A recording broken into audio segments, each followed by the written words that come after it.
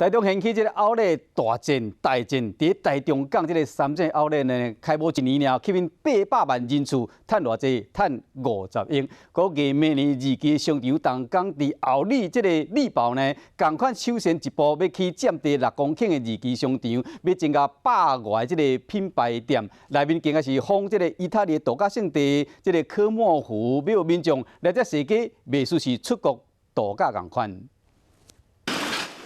意大利风情后是建筑也有喷水池，向前延伸变一条室内运河。前头是全台卫生保湿蒸楼，内面也阁有连锁美食咖啡品牌进驻。另外一头的天空有摩天轮，这毋是国外，是台中内堡奥莱二期商店。 营建起家的，所以呢，其实我们在很多的细节还有整个氛围的营造上面呢，感觉哦，不只是像逛奥莱，好像呢，像2期呢，就好像在逛一个花园。 二期商场占地6公顷，增加100外间的店铺，甲1期加起来有260外间的店，是目前台中上济。另外也有游乐场。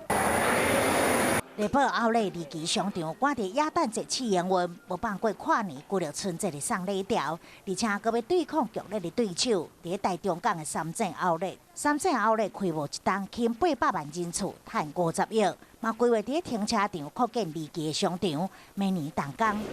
三井1期商场占地是5.9公顷，170外间店；2期商场有计增加50间店。两大奥莱品牌看准中部惊人的消费力，南北往来交通阁方便，1期做出成绩，2期商场嘛积极跟随。